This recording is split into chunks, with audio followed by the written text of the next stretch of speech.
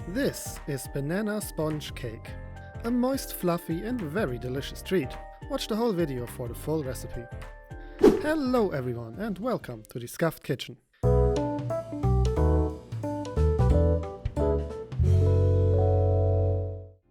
Today we are making banana sponge cake, which is a great alternative for normal sponge cake with a fruity twist. The banana makes the sponge cake so much more moist and tender, but more on that later. Let's get started with the ingredients. For a normal rectangular 30 cm baking dish, which is the norm in Germany, you'll need 2 ripe bananas, 180 grams flour, 60 grams unsalted butter, 120 grams sugar, 70 ml milk, 2 eggs, 4 grams baking powder, 3 grams baking soda, a generous pinch of salt, and 5 ml of vanilla extract. First, prepare your dry ingredients. Mix the flour, the baking powder, baking soda, and salt. Set everything aside. Now, peel and mash the bananas. Make sure they are thoroughly mashed and there are no small lumps left over. Now set them aside as well. Finally, combine the milk and vanilla extract. Now, mix the sugar and the butter. Keep going until they are very well combined. First they will get crumbly and then they hopefully combine to a somewhat airy mixture. Honestly, by hand it's going to be very tedious. Use a hand mixer like I do here. Once well combined, add 1 egg at a time and mix them in as well.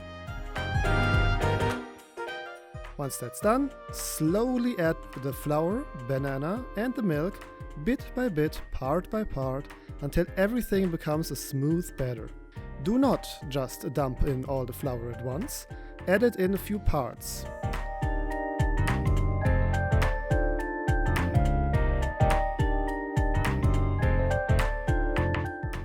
Lastly, scrape off the sides of the bowl.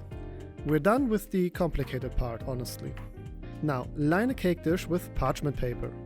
Use some butter to glue it to the bottom. Then pour in all of the batter. Now bake the cake in the preheated oven at 170 C for 25 minutes minimum.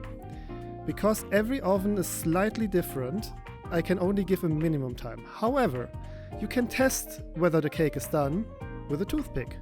Just gently stab the cake once the time is over, and if there's some batter still clinging to the toothpick, it's not done yet.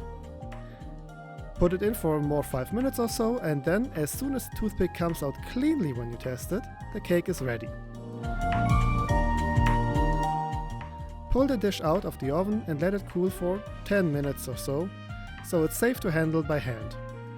Then gently remove the cake from the dish and try to remove the parchment paper. Do it slowly so you don't rip off the crust. Now comes the hard part. Letting the cake cool for at least half an hour while the aroma fills your home. Try to endure. And with that, we're done.